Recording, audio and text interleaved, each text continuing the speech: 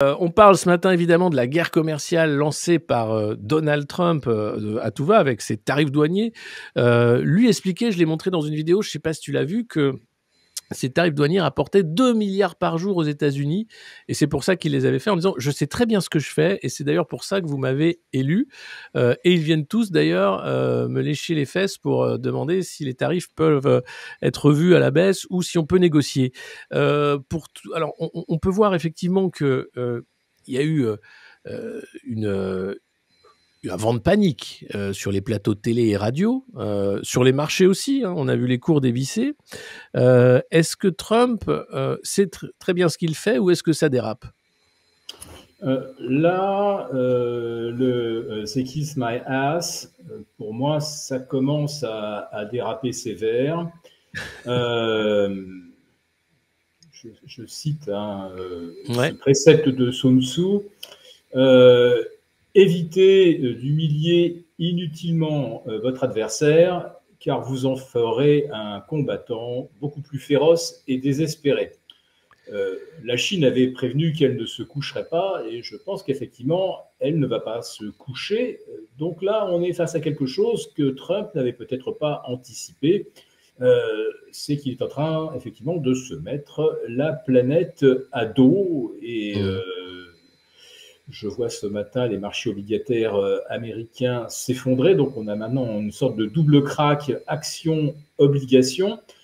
Et je pense que là, le plan de Trump est en train de voler en éclats. Il a été beaucoup écrit, et moi j'ai même fait partie de ceux qui soutenaient cette thèse, qu'en faisant chuter Wall Street, Donald Trump contraindrait la Fed à baisser ses taux, ce qui entraînera une forte détente et abaissera fortement le coût de refinancement du Trésor américain. Bref, il espérait faire le coup du siècle, tordre le bras à Jérôme Powell, tordre le bras à Xi Jinping, tordre le bras à Ursula von der Leyen. Et là, je pense que c'est lui qui risque de se faire plier. Voilà. De quelle façon? C'est-à-dire que on a l'impression qu'il n'y a que les Chinois qui peuvent répondre par l'escalade. Les autres pays n'ont pas vraiment les moyens de dire nous, on va jouer à la guerre des tarifs. Ouais, en effet, c'est pas l'Europe qui peut montrer ses petits muscles. La Chine, en revanche, fait partie d'une zone quasiment autonome. On voit d'ailleurs que la plupart des pays, y compris des rivaux comme le Japon et la Corée du Sud, sont tentés aujourd'hui de s'allier à la Chine pour résister aux États-Unis. Et si vous étendez la Chine au continent africain et à tout ce qui est relié par les routes de la soie, vous avez là affaire à un marché intérieur, si j'ose dire, qui est bien supérieur à celui de l'Amérique du Nord, États-Unis, Canada, Mexique, plus l'Amérique du Sud, qui pourrait être relativement autonome en tant que zone. Oui, on en vient presque à du 1984 avec la zone Asie, la zone Amérique et tout ça se combat éternellement. L'Europe est entre les deux, évidemment. Donc aujourd'hui, la Chine a les moyens, effectivement, de réagir en autonomie. Les États-Unis, on verra bien ce qu'ils vont tenter de mettre en place, mais j'ai peur que là, le pari de Trump soit en train de se désintégrer sous nos yeux. Ouais, il y a un vrai problème. Alors après, sur l'Europe, c'est pas Ursula von der Leyen qui va aller négocier, c'est Giorgia Meloni, hein, qui est une copine de Trump, hein, puisqu'elle était invitée à Mar-a-Lago, à l'investiture, etc. C'est quand même impressionnant de voir que, en accord avec les autorités européennes, c'est la première ministre italienne qui va aller négocier parce qu'elle connaît Trump, alors que Ursula von der Leyen n'est pas reconnue comme un interlocuteur. Alors, elle connaît Trump, elle connaît également Elon Musk, il semble même qu'il y ait une sorte de petit crush entre les deux. Ouais. Non, je plaisante, c'est des regards un peu appuyés. Mais y va-t-elle avec le plein assentiment Ursula von der Leyen, je n'en suis même pas sûr. Ou en tout cas, on voit que la stratégie européenne, tous unis, et on va discuter avec Trump, je pense que c'est déjà dans le lac. Hein, donc, Ouais, on n'est pas du tout unis. Justement, ça c'est quand même une des grandes faiblesses de l'Union européenne, c'est de dire qu'en fait, en matière de douane, de commerce, on n'a pas du tout les mêmes intérêts, les mêmes balances commerciales. D'ailleurs, le premier réflexe d'Ursula von der Leyen, c'était de proposer un deal de 0% de frais de douane sur les produits industriels, ce qui est en faveur de l'Allemagne et pas forcément de la France, par exemple. C'est effectivement est allemande, hein, Ursula. Donc, c'est évident que la France, pour elle, c'est une sorte de caniche du grand plan euro-fédéraliste. Mais je pense qu'on passe peut-être à côté de l'éléphant dans le corridor, c'est-à-dire que, certes, au niveau échange industriel, on a des petits excédents, rajoutons-y un peu de cognac, de champagne et quelques sacs à plus de 5 000 $ pièce. Mais la réalité, c'est que au niveau des services, là, les États-Unis l'emportent très largement. On a un gros déficit. Il suffit de citer les providers de cartes de crédit, tout le streaming, Netflix, Disney, Discovery, tout ce que vous voulez. Donc, si on prenait vraiment la totalité des échanges, il n'est pas sûr que les États-Unis soient défavorisés. Et puis j'ajouterais qu'aussi bien vis-à-vis de la Chine que du Japon que de l'Europe, si on se montre, je ne sais pas si c'est les droits de douane irlandais qui pourraient faire référence, mais quand même, on finance les déficits américains pour pas grand-chose depuis des décennies. C'est-à-dire que on reçoit 4,25% de rémunération pour un pays qui vit complètement à crédit au crochet de ceux qui sont aujourd'hui ses principaux clients. Et puis, je pourrais même rajouter que le Danemark, vous menacez de lui piquer le Groenland et il se hâte de vous commander des F-35. C'est impressionnant. Donc, alors, c'est quand même impressionnant. Donc les États-Unis ne sont pas malheureux. Franchement, s'il avait fallu échanger des droits de douane moins élevés côté européen contre on veut plus de rémunération pour refinancer vos déficits abyssaux, je pense que les Américains auraient eu beaucoup à perdre à ce qu'on se montre beaucoup plus regardant pour acheter des T-bonds américains. Et c'est la même chose pour la Chine. Alors c'est vrai que la Chine, en achetant des T-bonds, donne quelque part du pouvoir d'achat aux Américains pour que les Américains puissent à de nouveau acheter en Chine. Enfin, quand même. C'est le but. Nous, quels sont les moyens d'action de la France par rapport à cette guerre tarifaire ? On est pris de toute façon dans les filets de l'Union européenne, donc on ne peut pas faire grand-chose, j'ai l'impression. Qui va le plus souffrir, in fine, parce qu'on entend c'est le peuple américain qui va le plus souffrir, la classe moyenne américaine qui va payer plus cher ses produits, etc. etc. En réalité, qui va le plus souffrir de cette guerre commerciale ? Alors, je peux vous donner une réponse immédiate. Pour le futur, malheureusement, ma boule de cristal est encore un peu opaque. Mais dans l'immédiat, l'épargnant américain, là, il vient de perdre entre 20 et 25% en 6 semaines. Donc là, on sait déjà qui est le perdant de cette guerre commerciale. C'est l'épargnant américain qui a quelques sous de côté investis en actions. Et là, ça commence à piquer. Et là, maintenant... Oui, mais pas que, puisque là, on voit qu'il est en train de se dérouler sous nos yeux un véritable crack obligataire. Trump se vantait vendredi d'avoir ramené le rendement du 10 ans américain en dessous de 4 et même jusqu'à 3,87. Ce matin, on était à 4,51. C'est comme si la Fed avait menacé de relever par 3 fois ses taux d'intérêt, alors que Trump exige l'inverse.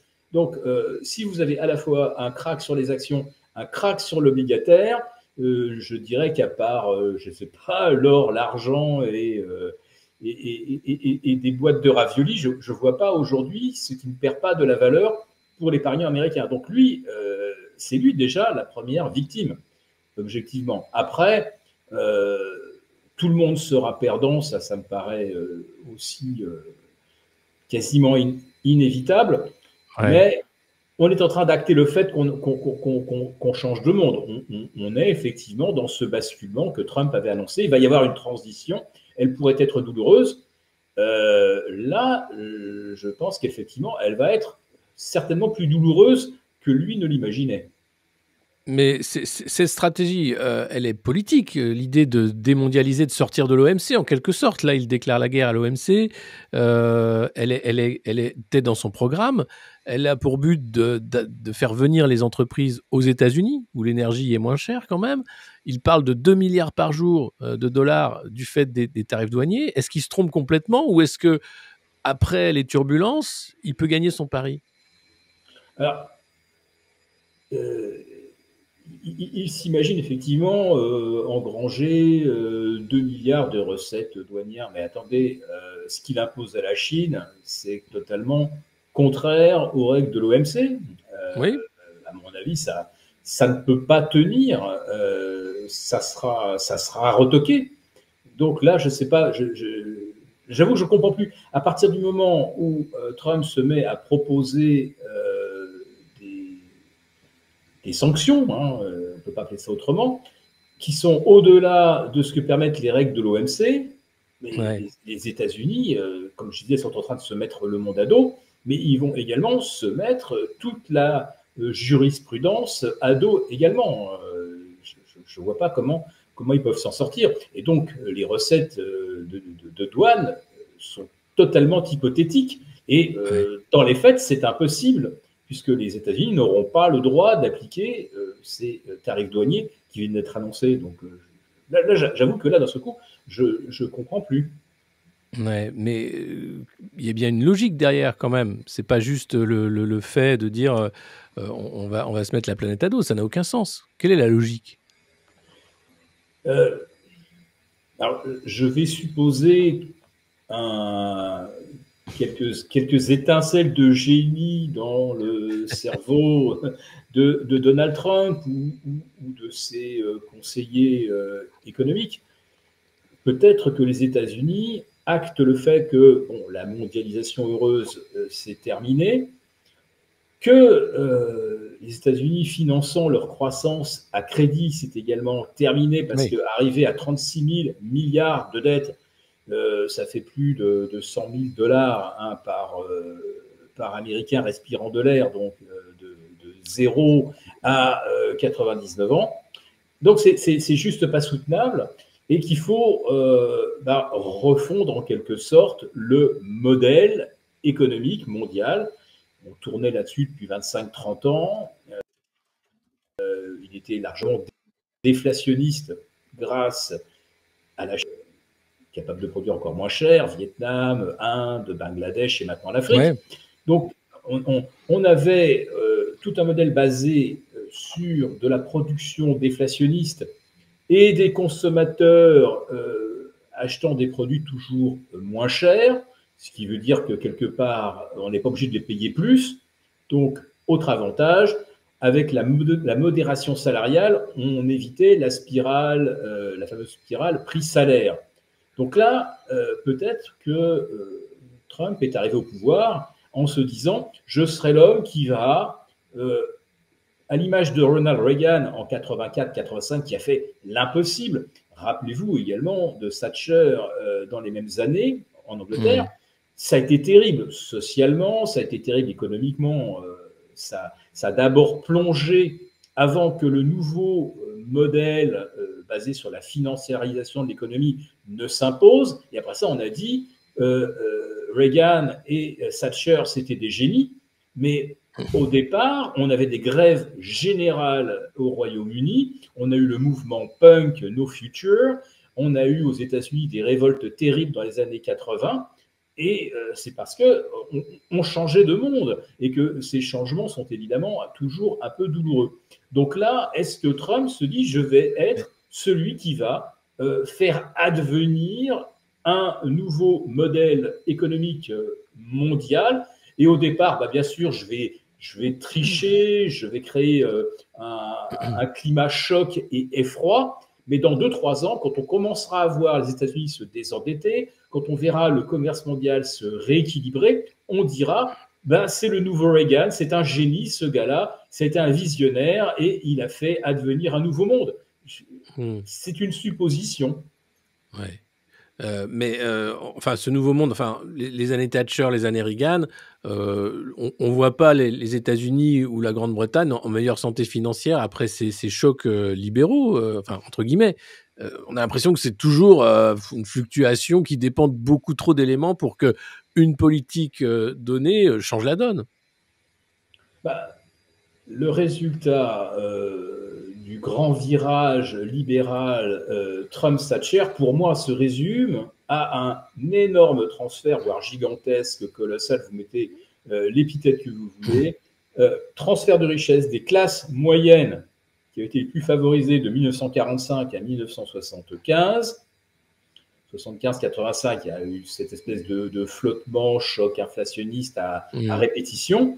Et à partir de 85, on a décidé de modifier en fait la répartition de la richesse entre les riches très riches et on va dire le prolétariat, voire le prolétariat aisé nord-américain.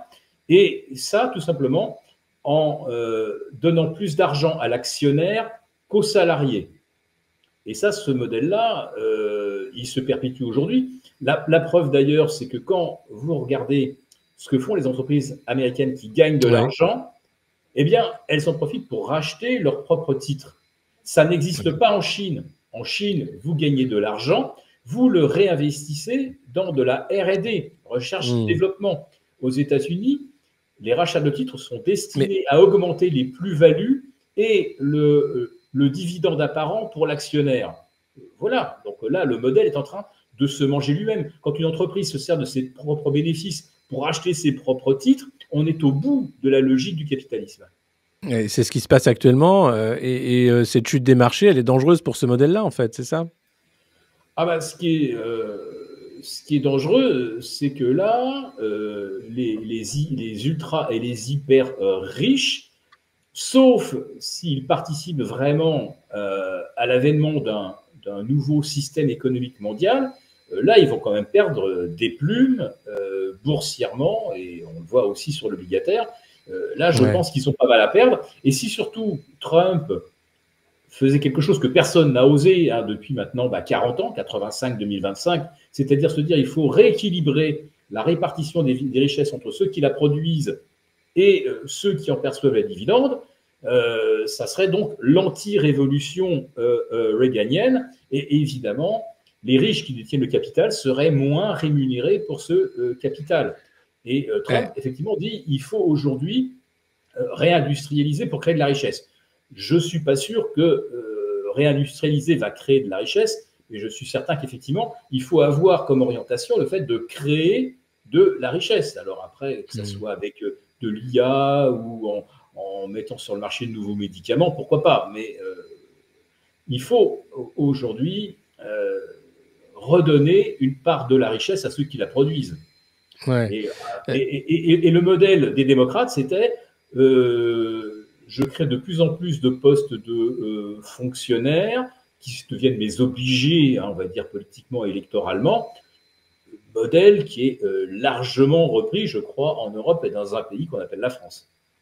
Ouais. Mais justement, la redistribution de la richesse, ça part d'une bonne idée quand même, de dire, est-ce que c'est faisable dans l'état actuel de la structuration à la fois de l'actionnariat, du commerce, des États et des impôts? Enfin, est-ce que c'est possible aujourd'hui de dire on va redistribuer, enfin, le fameux ruissellement qui n'existe pas? Oui, c'est ça. Le ruissellement est une magnifique théorie pour anesthésier ceux qui, tous les jours, se font gruger par le système. Est-ce que Trump va réussir ou pas? Je connais pas mal de gens qui ont tout intérêt à ce qu'il échoue. Et pour qu'il échoue, il suffirait de dire cette crise qui nous arrive, elle a été causée par Trump, il est incompétent et s'il ne démissionne pas de lui-même, on va à la catastrophe absolue. C'est toujours les... l'excuse de l'état du monde, hein. Amélie de Montchalin, ministre du Budget, était ce matin invitée sur, je crois, BFM. Elle expliquait qu'effectivement, hein, compte tenu de la crise, aujourd'hui, hein, notre cher ministre de l'économie va annoncer un taux de croissance de 0, à peu près, et que c'est du fait, évidemment, hein, de l'état du monde. Avec... moi, ça a attisé ma curiosité, c'est que on allait mettre 5 milliards de côté. Enfin, l'État français allait mettre 5 milliards de côté en ne dépensant pas ces 5 milliards. Et elle osait comparer le budget de l'État à un budget d'un ménage, en quelque sorte, ce qui est quand même enfin, on ne fait pas ça, hein. Bon, disons qu'un ménage surendetté ne peut pas aller voir son banquier et venir réclamer de quoi s'acheter un chalet à Megève et une splendide baraque sur les hauts de Juan-les-Pins. Donc, un État, il peut le faire tant qu'il y a des gens pour lui prêter. Je pense que la France est complètement aux abois. On en revient à ce qu'on disait, la France ne crée quasiment pas de richesses. Elle ne les crée pas, elle les redistribue.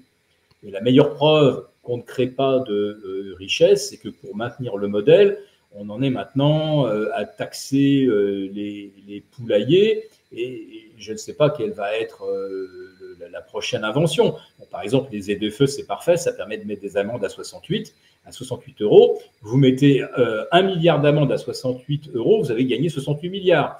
C'est magnifique.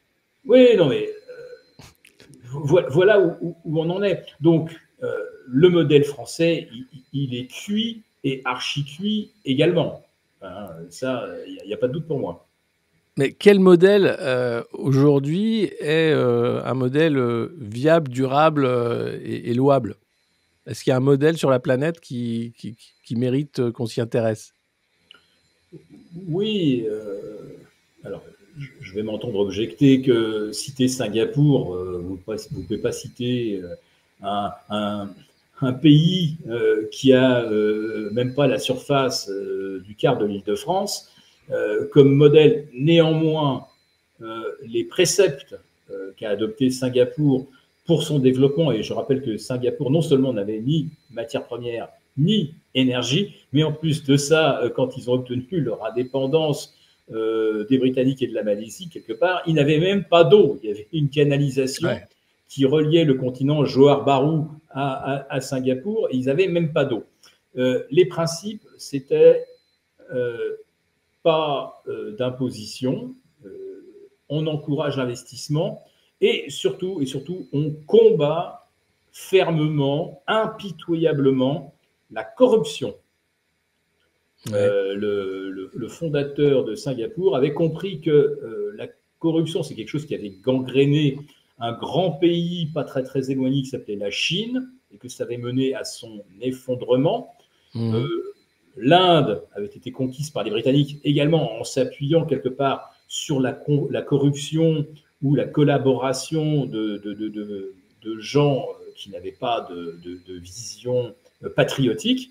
Donc, Singapour, c'est ça, se développer, encourager la recherche, encourager l'investissement, donc en ne bridant pas tout ça par de l'impôt, des normes et tout ce qu'on veut, et derrière combattre la corruption. Je pense que la France présente exactement tout ce que le fondateur de Singapour aurait décidé de réformer, c'est-à-dire abaisser d'un seul coup la fiscalité, réduire les normes et surtout combattre la corruption, parce que je ne sais pas comment on appelle un pays qui est dirigé par des gens totalement incompétents et où on s'aperçoit que finalement ceux qui se succèdent au poste à responsabilité sont les petits amis ou les petites amies. Qu'on me comprenne bien, je ne stigmatise nullement l'orientation sexuelle, je dis simplement que ça serait la petite amie ou le petit ami qui quitte l'Élysée pour aller au Conseil constitutionnel, puis ou aller à la Commission européenne en ayant zéro compétence, simplement parce que j'étais le compagnon ou la compagne de, on est dans le népotisme et quand on voit les affaires Keller, etc., Mmh. on voit que Mmh. la corruption est à tous les niveaux. Et un pays corrompu, il ne peut pas réussir. Non, et en France, c'est vrai que c'est un vrai sujet tabou, la corruption, hein. On a quand même un ancien président de la République, Nicolas Sarkozy, qui est devant les juges, qui aura son délibéré le 25 septembre, hein, dans l'affaire Kadhafi. On a Macron qui a été pris aussi avec un pacte de corruption sur la vente d'Alstom, qui pose beaucoup de questions. Alexis Collère, le secrétaire général de l'Élysée, hein, qui part maintenant à la Société Générale et qui refuse de répondre aux commissions d'enquête parlementaires. Nestlé Waters qui avait pignon sur rue et les portes ouvertes de tous les ministères. Bref, ça fait beaucoup et c'est un vrai problème peu traité. L'autre problème français, c'est effectivement l'impôt, la taxe. Où va l'argent? Est-ce que on a une idée de où va l'argent des Français? On a des pistes, hein. Ça y est, ça commence aujourd'hui à nourrir pas mal de discussions. Les fameuses agences d'État. Alors au Mmh. départ, on parlait de 1000, maintenant on parle de 1400. Il y a une semaine, j'évoquais 1200. On avait commencé par une estimation de 60 à 80 milliards. Aujourd'hui, on serait plutôt à 120 ou 140. Autrement dit, quelque part, vous comptez, il y aurait 1400 agences, vous comptez 100 millions par agence et vous obtenez grosso modo le coût global. Euh, et sur 80% de ces agences, on est incapable de dire ce qu'elles produisent et surtout si cela contribue à soutenir la croissance ou éviter que la France fasse des erreurs, hein, parce que si déjà on évite les pires erreurs, ça serait déjà pas mal. En réalité, il s'agit, et on commence à le comprendre, les agences, ce sont des moyens de distribuer de l'argent, des pantoufles dorées aux Ah, obligés du clairement. système. Et ça, la définition même de donner de l'argent aux copains pour ne rien produire ou rien produire d'utile, ça s'appelle un système de corruption, tout Ah ouais. simplement. Mais est-ce qu'on n'a pas un métasystème de corruption encore plus ancré, encore plus puissant, qui est les institutions européennes? Ah ben on est exactement dans le même registre.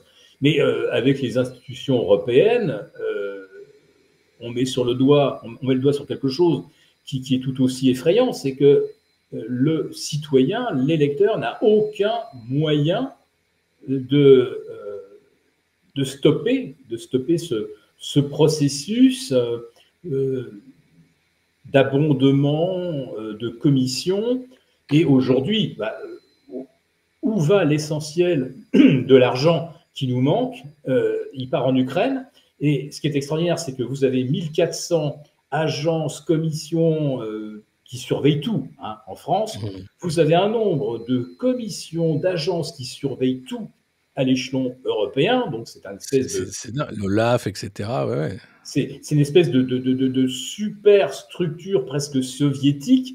Et finalement, là où on s'aperçoit qu'il n'y a personne pour contrôler, surveiller, superviser, c'est qu'est-ce qui est fait de l'argent qui est collecté auprès des contribuables européens pour être donné à l'Ukraine. Et même les Ukrainiens eux-mêmes ne savent pas, puisqu'ils le disent eux-mêmes, ne savent même pas où va l'argent.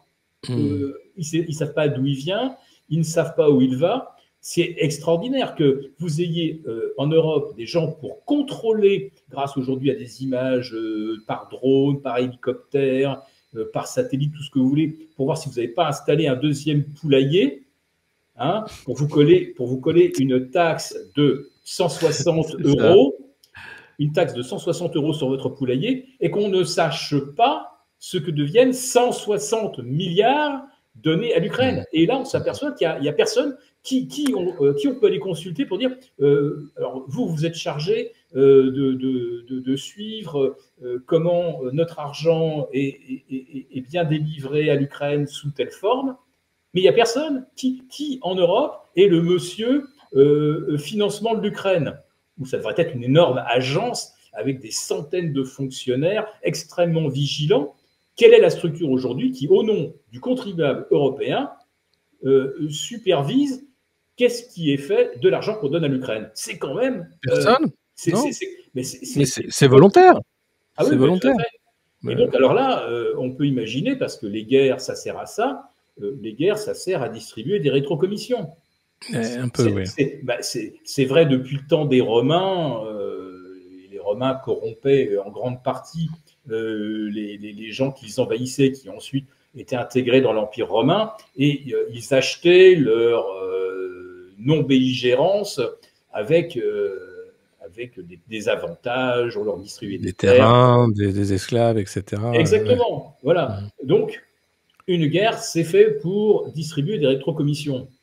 Là, je pense que la guerre en Ukraine, on doit battre des records en la matière. Je pense que même la guerre de Corée ou la guerre du Vietnam, ça n'a pas dû être aussi juteux. Ouais. C'est le principe des guerres qui ne sont pas faites pour être gagnées, mais uniquement pour détourner de l'argent. Hein. C'est ce que disait Julian Assange sur ce principe de guerre permanente avec Halliburton, avec tous ces prestataires, hein, ou d'anciens sénateurs d'ailleurs émargent largement. En France, on a l'économie de guerre avec Ursula von der Leyen qui propose 800 milliards d'euros pour la guerre. C'est quand même un des plus gros marchés, du coup, la vente d'armes et les rétrocommissions. Sur ces 800 milliards d'euros, on peut se demander combien de milliards vont retourner dans les poches des donneurs d'ordre. Oui, et ça, malheureusement, on ne le saura probablement jamais, ou des commissions d'enquête vont peut-être élucider ça d'ici 20 ans. Donc, ceux qui ont engrangé, je pense, sont à peu près tranquilles. Ils ne vont pas être inquiétés par la justice, sauf si jamais ils pouvaient d'un seul coup apparaître comme des opposants à von der Leyen. Alors là, je peux vous dire que la justice ne les raterait pas. Ouais, on est loin du compte. Même opposant à von der Leyen, c'est qui? Il n'y en a pas, puisqu'elle est au-dessus des lois, de toute façon. On ne peut rien faire contre elle. Oui, c'est vrai que pour l'instant, on ne peut pas, et qu'en plus de ça, personne ne veut. Hein, il y a des dossiers bien montés juridiquement, hein, qui l'attaquent pour notamment ces discussions, ces négociations par SMS avec Pfizer-Bourla. Aucun juge ne veut s'en saisir. Je pense que les juges, alors bon, c'est en Belgique, puisque Bruxelles est en Belgique, aucun juge belge ne veut se saisir de l'affaire. Peur pour sa carrière probablement, peur pour sa vie, j'en suis à le craindre. Là, on s'attaque à beaucoup trop gros. Donc, les juges doivent s'en prendre à des gens qui n'ont aucun moyen de pression contre eux, et où les attendus de leur jugement leur vaudront plutôt de l'avancement plutôt que des risques très très sérieux. Donc, je pense que c'est pour ça qu'on s'intéresse aux finances du Front National et du Rassemblement National plutôt qu'aux finances de Renaissance, par exemple. 4 millions détournés sur 10 ans, bon, ça ne fait pas des sommes quand même colossales chaque année. Je voudrais bien qu'on estime quel est le montant des moyens de l'État que notre président a mis à sa propre disposition alors qu'il était à Bercy, que des gens de McKinsey lui rendaient visite régulièrement pour élaborer sa prochaine campagne électorale. Il a donc mis au profit de sa campagne des moyens de l'État. Il s'est rendu à Londres prétextant des rencontres avec ses homologues britanniques. En fait, il s'y rendait pour orchestrer des levées de fonds. Aux États-Unis également. Aux États-Unis. Alors, donc là, on sait que c'était un de ses copains qui régalait les convives gratuitement. Bon, le détournement des moyens de l'État ou le détournement de l'argent des contribuables, c'est, là, je dirais aussi, vieux comme le monde. Mais je pense qu'avec notre président, sa campagne électorale, où tous les chiffres sont évidemment complètement faux, on est à une toute autre échelle que le Rassemblement national. Mais on s'y intéresse pas. Rassemblement national que moi-même, je ne peux être aucunement soupçonné de militantisme ou de soutien, mais je peux vous dire que ce parti n'avait pas les moyens d'exister financièrement dans les années 2005-2010, alors que autour de l'Élysée, l'argent coulait à flot, et c'était bien notre argent du contribuable. Donc, certes, on va dire que les attachés parlementaires RN, ça a été du détournement d'argent des contribuables, mais combien de dizaines, de centaines de milliards de notre argent ont été détournés par l'appareil au pouvoir et ces fameuses commissions, agences, comités Et les d'experts, partis, etc. et les partis historiques, hein, RPR, PS, etc. Enfin, je veux dire, les assistants parlementaires au Parlement français, ça a été un scandale pendant longtemps. C'était même une pratique, hein, d'embaucher avec des emplois fictifs sa famille. François Fillon est tombé pour ça, mais tous le faisaient, hein, en Absolument. embauchant parfois la famille d'un copain pour que ce soit pas trop visible. Tout ça, c'est de l'argent détourné. On n'a jamais calculé les milliards qui sont partis de cette façon-là. Les frais de bouche, évidemment, hein, Laurent Wauquiez, le dernier à avoir été pris la main dans le sac, mais Macron à Bercy, quand il était à Bercy, effectivement, a commencé sa campagne avec les frais de bouche de Bercy en faisant des dîners tous les soirs avec le tout Paris, avec notre argent. Tout ça, évidemment, ça passe. Hein. C'est comme si on devait accepter et ne pas demander des comptes. Il y a un vrai souci. C'est vrai que c'est assez impressionnant de voir la cécité des médias par rapport à ça et des juges, hein, évidemment, qui choisissent les dossiers. Les médias, ils sont quand même payés pour ne pas voir. Les Oui, c'est médias, vrai. les médias plus personne ne les croit, donc plus Ouais. personne ne s'abonne. Donc, soit vous êtes le service public et c'est l'argent du contribuable directement, soit vous êtes de la presse qui fait du copier-coller de dépêches AFP, qui, AFP, on l'avait bien compris, est également financé par l'USAID, c'est-à-dire l'organisme de propagande de la CIA branche Europe. Donc, vous avez des médias qui sont soit payés directement par le contribuable, soit indirectement par les fameuses subventions que on a l'impression que c'est comme l'Élysée qui décide un petit peu qui va recevoir des sous, où il y a peut-être qu'il y a une péréquation. Enfin, globalement, les médias ne survivent que sous perfusion. Maintenant, ce qui est encore plus agaçant quelque part, c'est de voir que ces médias perdent de l'argent. Ils appartiennent pratiquement tous maintenant à des milliardaires, et du coup, les milliardaires, ils s'y retrouvent, hein, parce qu'au lieu d'assumer la totalité de la perte entre le coût de la fabrication d'un magazine, d'un quotidien, etc., et il n'y a pas d'abonnement en face parce que plus personne ne croit ce qu'on peut lire dans les colonnes, y compris même du Monde désormais, il y a un moment où s'il n'y avait pas de subvention, je pense que 80% des médias auraient tout simplement disparu. Bien sûr. Sans abonnés et sans recettes publicitaires, c'est très difficile. Alors vous me direz, vous prenez le Parisien, eux, ils peuvent vivre avec les pubs LVMH, donc ça va. Et encore, il y a eu un plan social parce que les milliardaires veulent bien dépenser, mais jusqu'à un certain point, hein, dans ces médias qui sont des fabriques, hein, de l'opinion, qui sont des moyens de gagner la guerre cognitive. C'est pour ça, merci Philippe de parler des médias. Hein. Si vous pouvez soutenir le monde moderne en vous abonnant, hein, à notre chaîne YouTube, sur X, patreon.com/le monde moderne, soit gratuitement, hein, abonnez-vous, mettez la cloche, ou bien à partir d'1 € par mois, soutenez-nous, faites vivre les médias indépendants, parce que c'est vrai que nous, on a une chance, c'est qu'il n'y a pas d'actionnaires, hein, c'est vous qui nous faites vivre.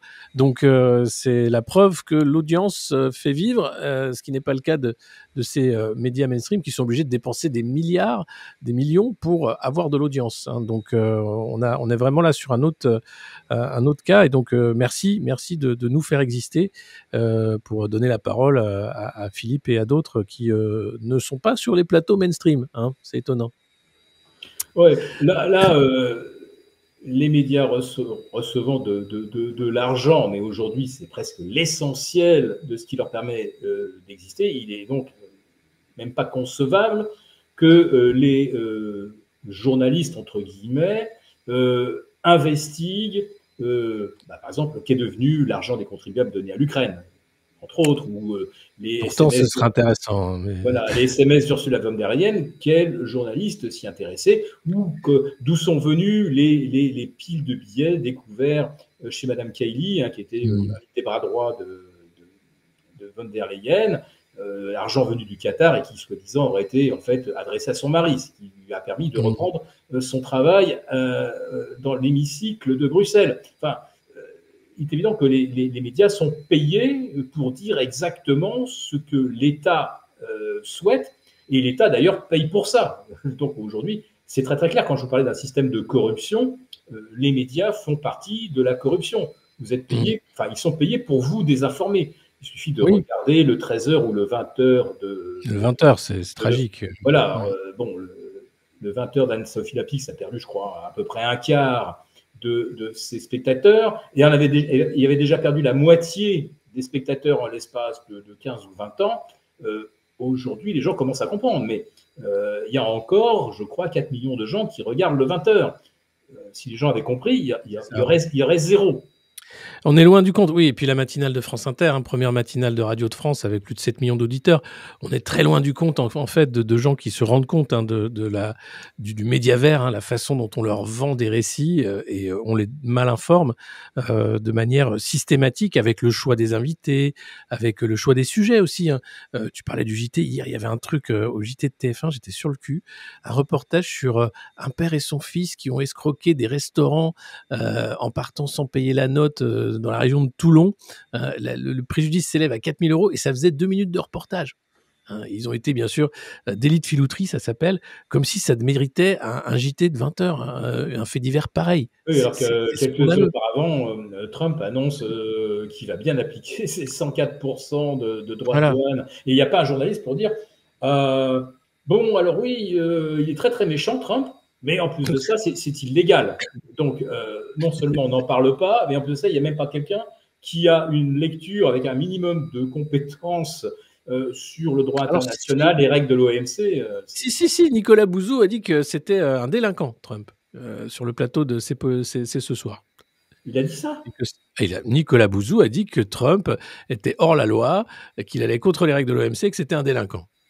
Ah, il remonte dans mon estime, là, du coup. Non, mais il a tout à fait raison. À quel moment les États-Unis respectent les lois? Enfin, je veux dire, c'est pas Trump, c'est les États-Unis en règle générale. C'est une blague. Et ce que je dis, c'est ce qu'on se disait tout à l'heure.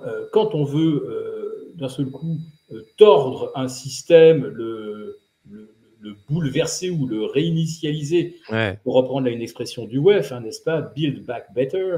The Great Reset. J'y reviendrai dans quelques instants. Non, quand on veut bouleverser le système, il est évident qu'on est obligé de complètement subvertir les règles du système. On ne peut pas réformer un système de l'intérieur. Ça, il y en a qui disent allez, on va aller réformer l'Europe de l'intérieur. Tout le monde sait que c'est une vaste blague. Si on veut que ce système bascule, il faut le faire basculer. Il faut lui faire un croche-pied, et c'est quelque chose évidemment qui ne se fait pas. Bon, là, j'ai l'impression que Trump est en train non seulement de faire un croche-pied, mais de jeter le système, comme on dit, dans l'escalier. Donc là, ça va peut-être faire encore plus mal. Ça va être compliqué, oui. Voilà. Et on ne peut pas changer un système sans, évidemment, tricher avec les règles, les subvertir. Donc voilà, il semblerait que Trump ait décidé de le faire comme Thatcher et Reagan l'ont fait avant lui. C'est pas nouveau. Et pour les détenteurs d'actions, quelle est l'attitude à avoir dans cette période d'incertitude? Je pense que l'attitude à avoir, c'est celle de Warren Buffett depuis presque un an.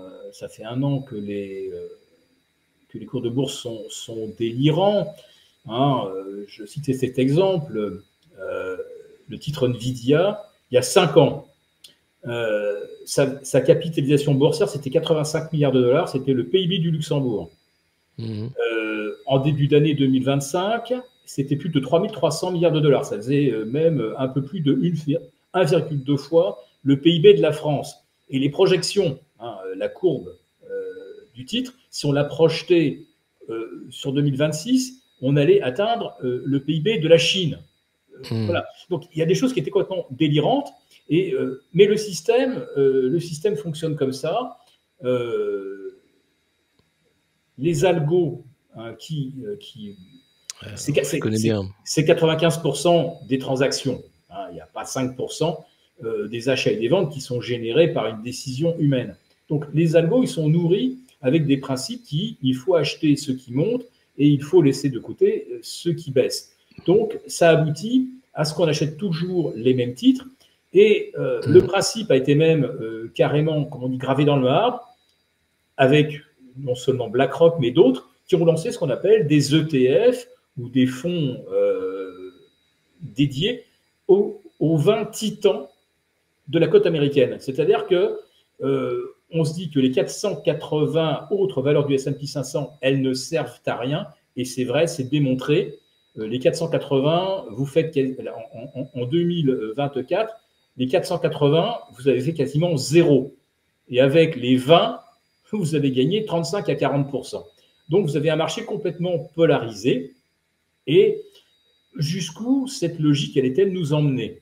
Bon, bah là, on est en train d'assister aussi à un dégonflement de cette forme de bulle, alors nourrie d'aveuglement, nourrie d'automatisme, mais aussi nourrie par cet argent magique que les banques centrales ont imprimé en mode no limite, alors avec d'excellents prétextes, la crise de 2008-2009, ensuite le Covid, donc all-in monétaire, le méchant Poutine qui envahit l'Ukraine, all-in monétaire.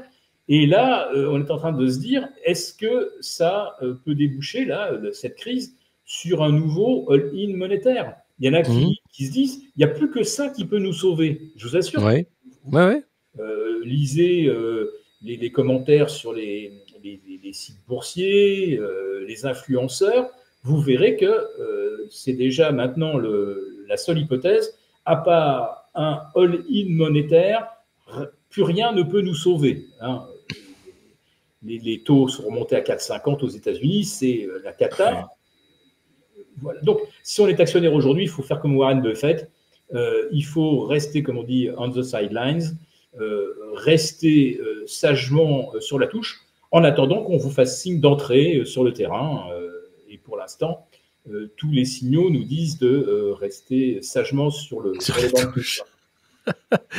Et sur la déclaration tonitruante à l'époque de Bruno Le Maire de mettre l'économie russe à genoux, est-ce que la Russie finalement s'en tire dans ce monde qui est en train de passer en économie de guerre, qui est en crise permanente, vu qu'elle a été éjectée d'une certaine façon de certains flux et marchés financiers, est-ce que finalement elle n'a pas été à la pointe de la démondialisation avec l'envoi des chars en Ukraine?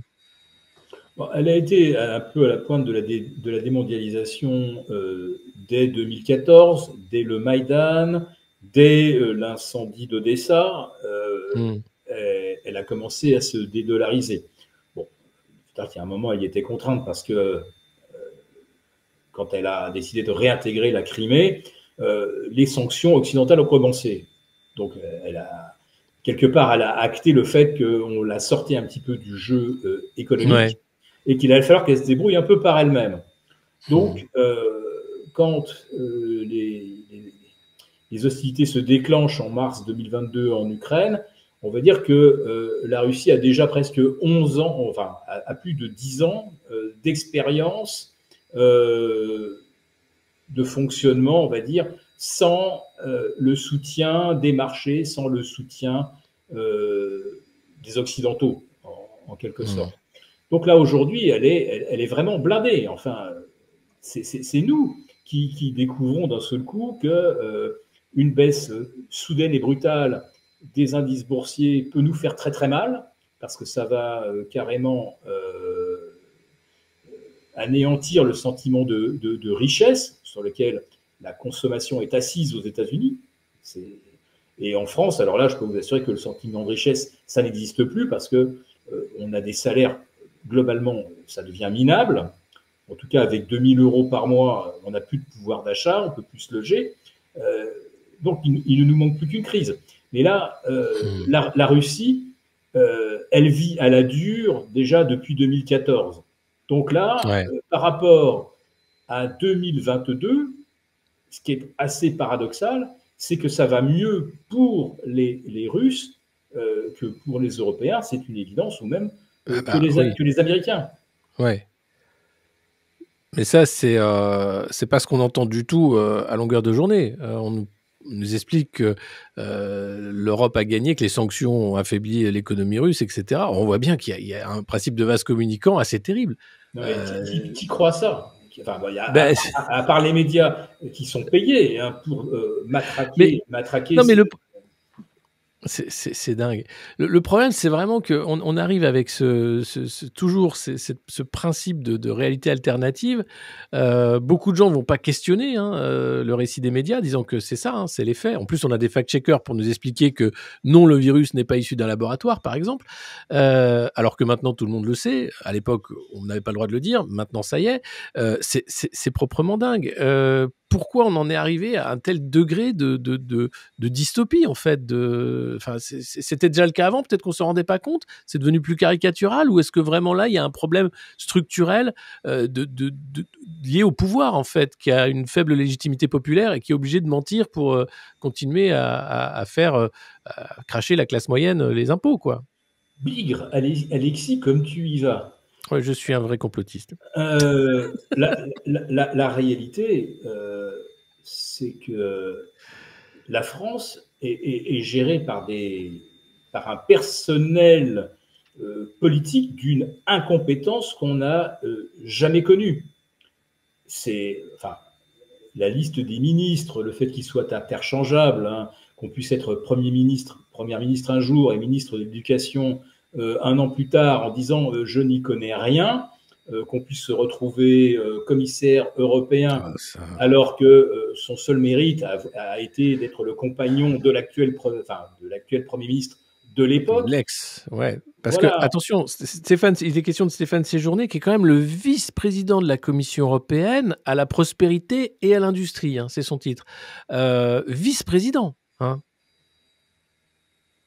il parle pas anglais. Il ne parle pas très anglais mal. Et il ne parle ni économie ni industrie. Voilà.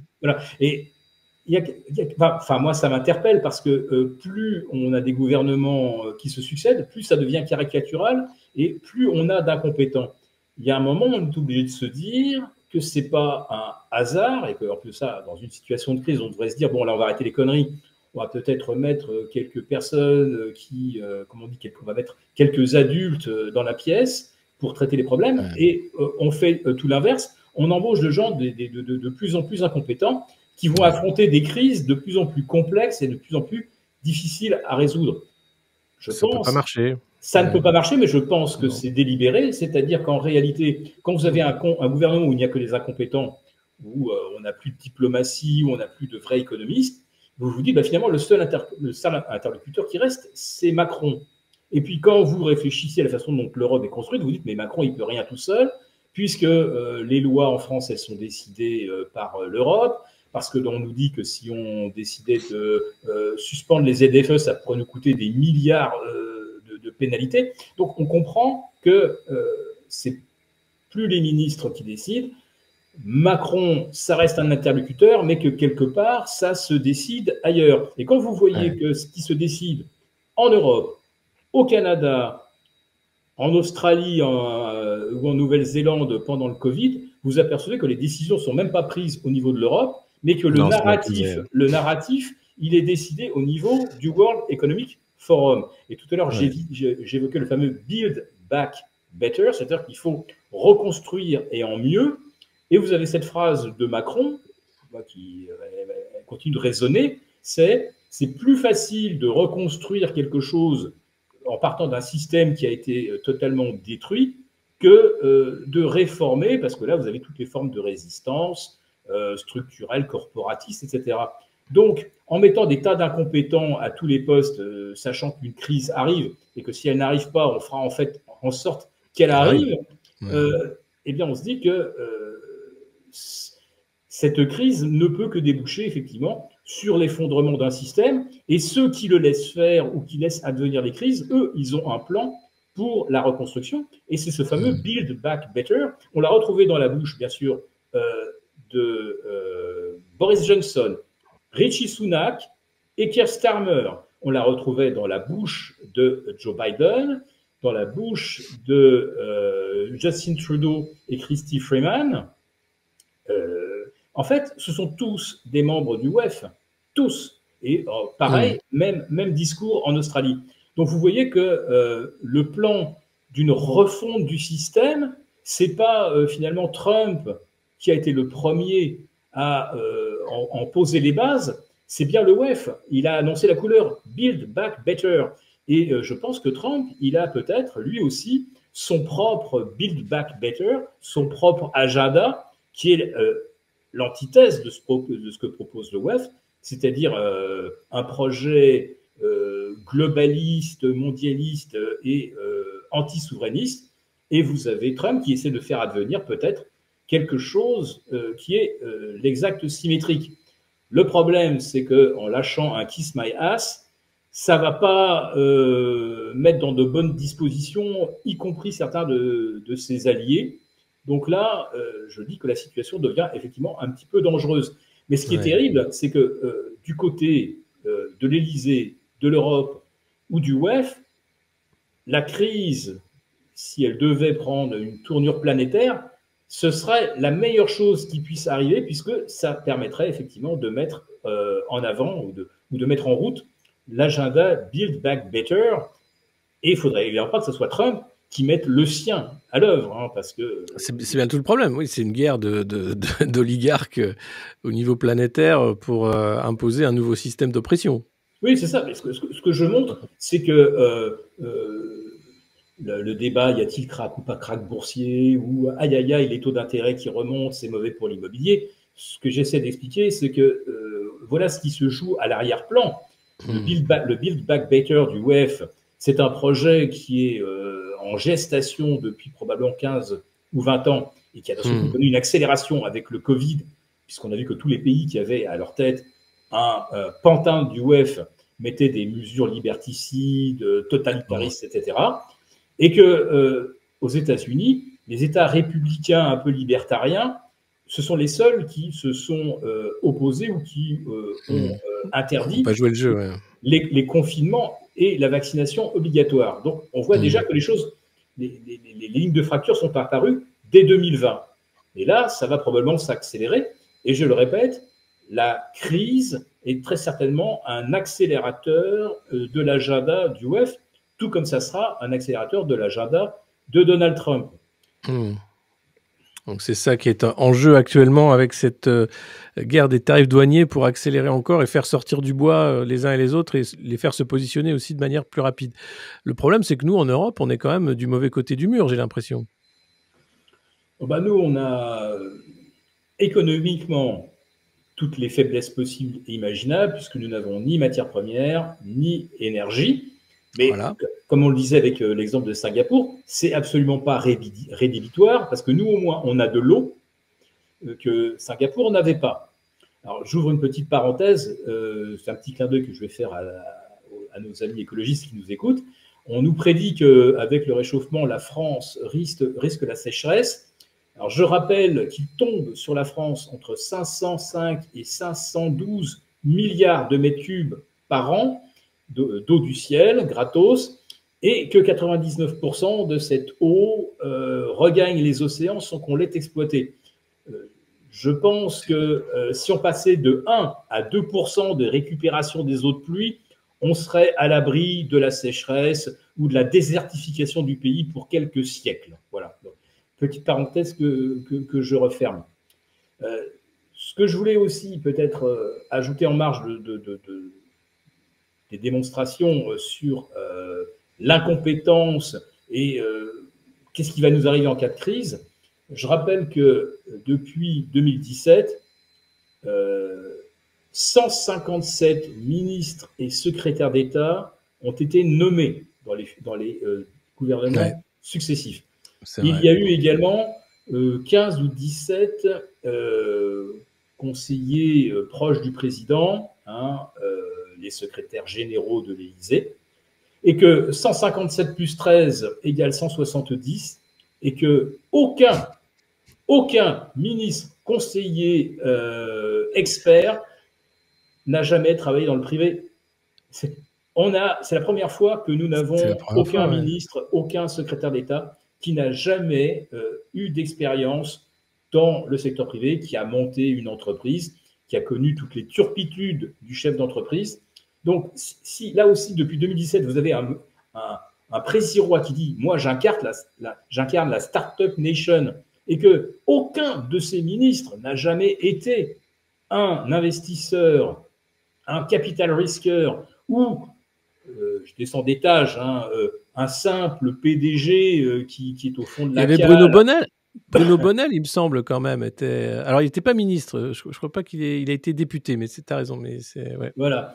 Donc, à part le PDG qui descend à la salle des machines, dans le cambouis et tout, qui essaie de régler le régime de son 6 cylindres, personne au gouvernement n'est issu de la société qui crée de la richesse. C'est là aussi, c'est pas un hasard.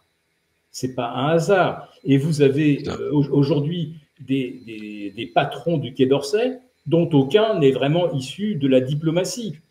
Ah bah non.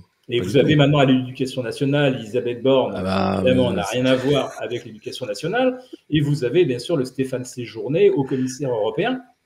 Donc, on comprend bien que le ministre qui avait pour but de prendre en main des problèmes et de les résoudre avec ses compétences, on voit que clairement, on a mis des gens c'est plus le modèle. Qui n'ont pas de compétences, parce que ça n'a aucune importance. Pourquoi ça n'a aucune importance? Parce que probablement, on sait que tout va se désintégrer.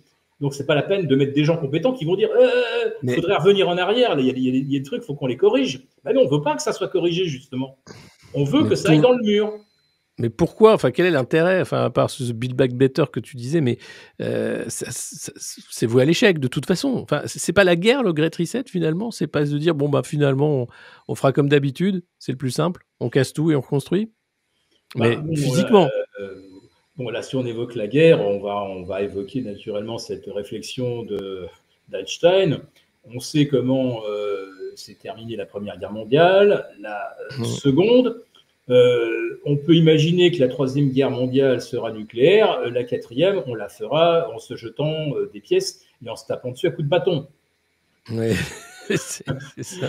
Donc, non, personne n'a l'air aujourd'hui d'anticiper un apocalypse nucléaire. Et même, vous avez le ton qui monte actuellement entre Israël, les États-Unis et l'Iran. On nous dit chaque jour les avions sont prêts à décoller pour aller bombarder Natanz ou les différents sites d'enrichissement. Et puis en réalité, le marché n'y croit pas du tout. Voilà, donc pour l'instant, on reste dans la rhétorique, dans le jeu des menaces. C'est du théâtre. En revanche, ce à quoi on assiste sur le plan économique, là, c'est pas du théâtre, il se passe vraiment quelque chose, et on est absolument certain que les gens qui vont avoir à traiter ce problème sont totalement incompétents.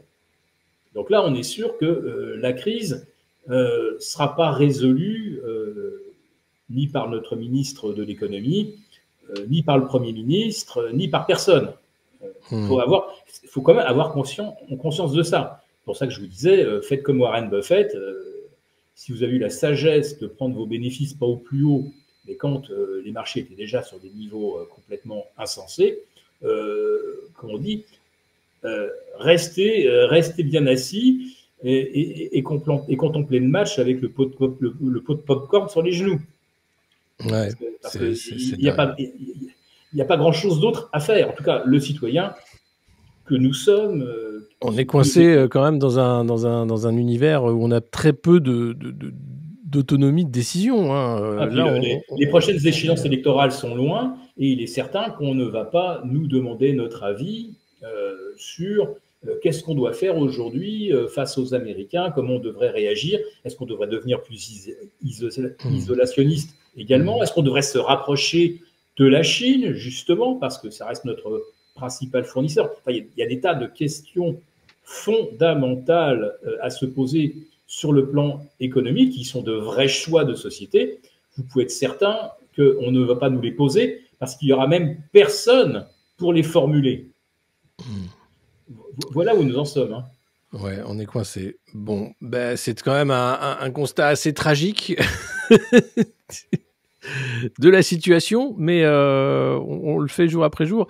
Nos moyens d'action sont limités, hein, malheureusement. Action populaire directe, les élections qui sont parodiques, hein, on peut dire, des responsables politiques qui sont des pantins du WEF, et derrière des choix économiques et politiques qui nous échappent. Est-ce qu'il y a quand même un petite pointe d'optimiste pour finir, Philippe? Alors, pour ceux qui commentent l'actualité, tu en fais partie, et d'autres sont en train de nous rejoindre quelque part, hein, dans la volonté de réinformation et d'aller un petit peu plus loin dans la réflexion que le fait divers du jour. La raison d'être optimiste, c'est de se dire que quand les choses bougent, il y a quand même probablement des opportunités pour ceux qui vont comprendre qu'est-ce qui bouge, pourquoi ça bouge. Ce qui est compliqué aujourd'hui, c'est de savoir effectivement où l'on va, parce que si on ne peut pas apprécier réellement où on va, c'est difficile de se placer. En 2020, mi-mars 2020, on s'en allait vers un all-in monétaire, un abaissement massif des taux d'intérêt. C'était largement prévisible. Aujourd'hui, si vraiment le but de Trump est de changer le modèle économique, c'est fini les all-in monétaires, la planche à billets, voilà, pour dire les choses de façon simple. S'il a décidé de changer le fonctionnement du système, il n'y a plus de planche à billets.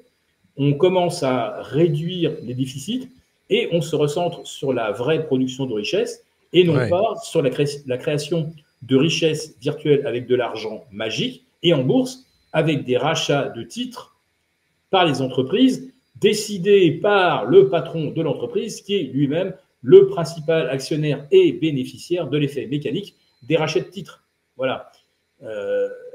Donc si ce système-là change, j'ai comme le sentiment que dans un premier temps, il va falloir se rabattre sur des actifs tangibles, parce que tout ce qui est actif financiarisé, ça peut perdre 25, 30, 50%. On le voit avec Tesla, hein, on est même au-delà de 50% de baisse en l'espace de 2 mois. Donc, les actifs financiarisés, à mon avis, sont dangereux, sont délétères. Et puis, je me dis qu'à un moment, si on veut vraiment relancer l'économie, là, peut-être envisager un peu quelque chose à la chinoise, c'est-à-dire relancer l'immobilier. Ça crée du vrai emploi sur place. Hein, si on décide c'est pas délocalisable, ouais. C'est pas délocalisable. Donc, si on décide de revenir un petit peu sur les ZAN et les zones non constructibles et qu'on se remet à bâtir, c'est utile. Ça crée de l'emploi et on va pas faire venir des Chinois pour construire des lotissements, etc. Et du coup, ça régénère derrière toute une cascade d'activités liées au bâtiment. Le secteur bancaire se remet à produire du crédit. Voilà. Mais pour ça, il faut effectivement des taux bon marché, sinon on ne peut pas relancer l'immobilier. Voilà. Mais je me dis que ça pourrait être une piste. Parmi d'autres.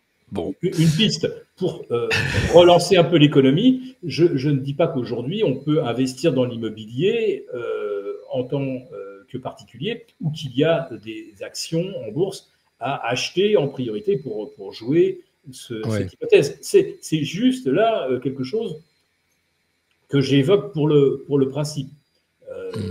Globalement, pour ne pas perdre d'argent aujourd'hui, je pense que le message que nous envoie l'or depuis un an, ou l'argent, ce message est clair. L'or et l'argent sont les seuls actifs qui, désormais, ne perdent pas d'argent face aux actions et également face à l'obligataire.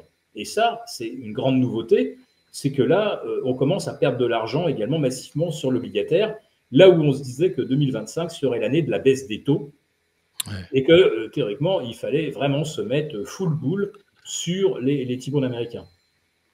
C'était pas le meilleur choix possible, évidemment. Bon, merci beaucoup Philippe Béchade d'avoir été notre invité ce matin pour parler un peu de ce réalignement des planètes avec la météorite orange à perruque jaune Trump qui est en train de tout changer. On en reparlera bien sûr dans la suite ici au Monde Moderne.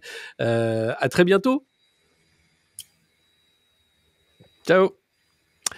Et si vous avez aimé cette vidéo, n'hésitez pas, mettez un pouce, partagez, c'est Le Monde Moderne. Vous pouvez nous rejoindre sur la chaîne YouTube, sur X, Instagram, Telegram, etc. Soit c'est mon nom, Alexis Poulain, soit c'est la chaîne Le Monde Moderne. Dans tous les cas, c'est du contenu pour réfléchir et pour essayer de voir un peu ce qui se passe dans un monde effectivement d'incertitude où on voit bien que personne sait trop où ça va, mais il faut quand même faire bonne figure et dire qu'on a des idées, notamment en France où on n'a pas de pétrole, mais des idées. Alors, c'est vrai, on n'avait pas de pétrole, mais maintenant, est-ce qu'on a encore des idées? C'est la question et ça peut vraiment poser question.